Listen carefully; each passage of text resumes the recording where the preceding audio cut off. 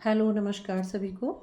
RPSC first grade first paper आज का हमारा टॉपिक है महात्मा गांधी। गांधी जी से रिलेटेड कुछ इम्पॉर्टेंट क्वेश्चन आंसर्स करेंगे। पहला क्वेश्चन है, गांधी जी का जन्म कब व कहाँ हुआ?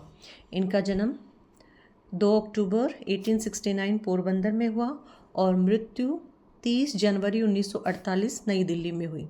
गांधी जी की शिक्षा, प्रारंभिक शिक्षा गांधी जी की पोरबंदर के स्थानीय स्कूल में हुई और जो इनकी हाई स्कूल है वो राजकोट का अल्फ्रेड हाई स्कूल में हुई।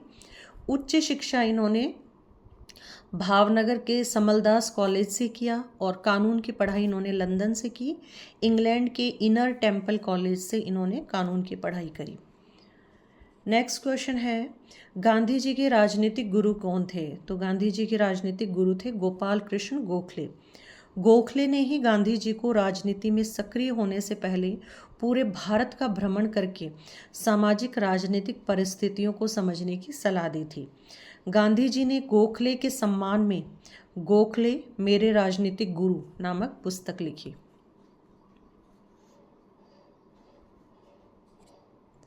गांधी जी को महात्मा की उपाधि किसने दी?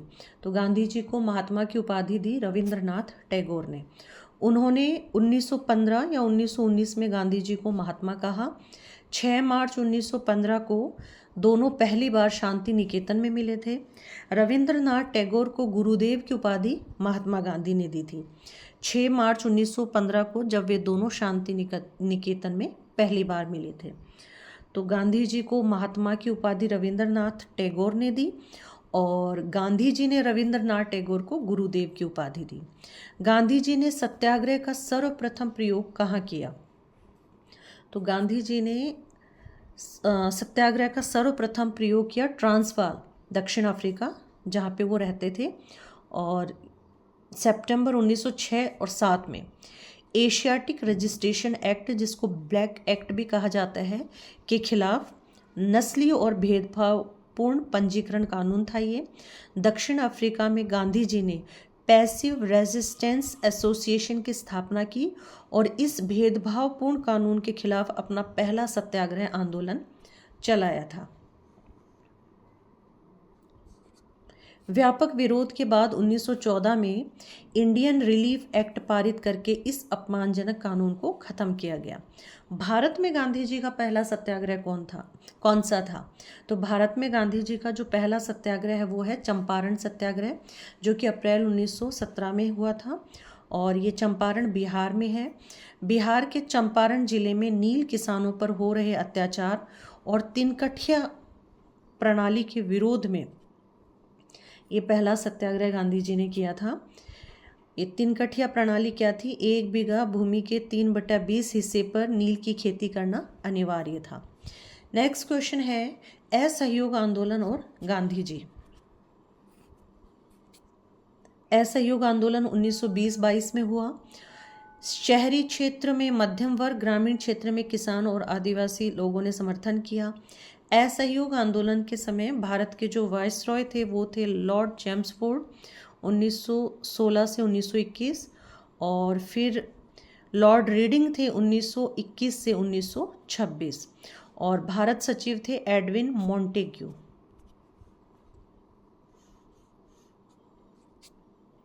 औपचारिक रूप से शुरुआत हुई 1 अगस्त 1920 को। कांग्रेस ने अपना औपचारिक आंदोलन स्वीकृत किया 4 सितंबर 1920 को, और ये विशेष कलकत्ता अधिवेशन था जिसमें स्वीकृति मिली थी इस आंदोलन की, और इस विशेष कलकत्ता अधिवेशन के अध्यक्ष थे लाला लाजपत राय। इस सत्र में असहयोग आंदोलन के प्रस्ताव को मंजूरी दी गई। चोरी चोरा कांड 5 फरवरी 1922। गांधी जी इस घटना की खबर से अत्यंत दुखी हुए तथा उन्होंने तुरंत आंदोलन वापस लेने की घोषणा कर दी। असहयोग आंदोलन को समाप्त करने की औपचारिक घोषणा फरवरी 1922 बारदोली, जो कि गुजरात में है, में कांग्रेस कार्य समिति की बैठक में आंदोलन को समाप्त करने का प्रस्ताव पारित किया गया। मार्च 1922 को गांधी जी को गिरफ्तार कर 6 वर्ष के लिए जेल भेज दिया गया। 5 फरवरी 1924 को लगभग 2 साल बाद ही खराब स्वास्थ्य के कारण उनको रिहा कर दिया गया। सविनय अवज्ञा आंदोलन और गांधी जी। जो सविनय अवज्ञा आंदोलन है ये 12 मार्च 1930 को दांडी मार्च की शुरुआत के साथ शुरू हुआ और कानून भंग किया। 6 अप्रैल 1930 को नमक कानून को तोड़ा गया। इस आंदोलन को शुरू करने के जो कारण थे वो थे ब्रिटिश सरकार की नीतियों, विशेषकर नमक कर का विरोध करना, और दूसरा है पूर्ण स्वतंत्रता की मांग करना। आंदोलन के चरण, 2 चरण थे इस आंदोलन के। प्रथम चरण की अवधि थी 12 मार्च 1930 से 5 मार्च 1931, और जो प्रथम चरण है वो गांधी इरविन समझौते के साथ समाप्त हुआ था। गांधी इरविन समझौता हुआ था 5 मार्च 1931 को। और प्रथम चरण के दौरान जो भारत के वायसरॉय थे वो थे लॉर्ड इरविन, जो कि 1926 से 1931 तक थे, और भारत सचिव थे विलियम वेजवुड बेन, जो कि 1929 से 1931 थे। फिर है सविनय अवज्ञा आंदोलन का दूसरा चरण। ये 1 जनवरी 1932 को इस आंदोलन को दूसरे चरण को शुरू करने की घोषणा हुई। 4 जनवरी 1932 औपचारिक शुरुआत से शुरू होकर मई 1933 स्थगित, और मई 1934 औपचारिक रूप से इसको आंदोलन को वापस ले लिया गया। उस टाइम वायसरॉय थे लॉर्ड विलिंगटन, जो कि 1931 से 36 तक थे, और भारत सचिव थे सैमुअल होरे, जो कि 1931 से 1935 थे। 5 मई 1930 को गांधी जी को गिरफ्तार कर लिया गया।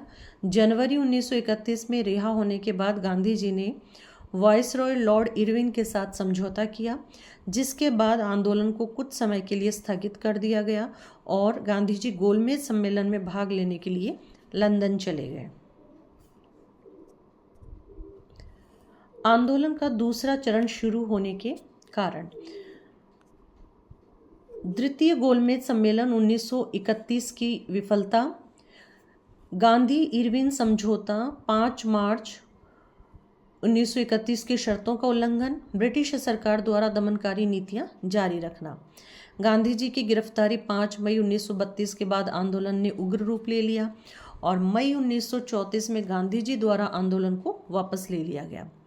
नेक्स्ट क्वेश्चन है गांधी जी और भारत छोड़ो आंदोलन।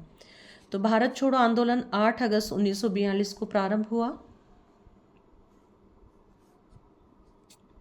उस समय वायसरॉय थे भारत के लॉर्ड लिनलिथगो, जो कि 1936 से 1944 तक थे। सर्वाधिक समय तक वायसरॉय यही रहे थे, 8 साल तक।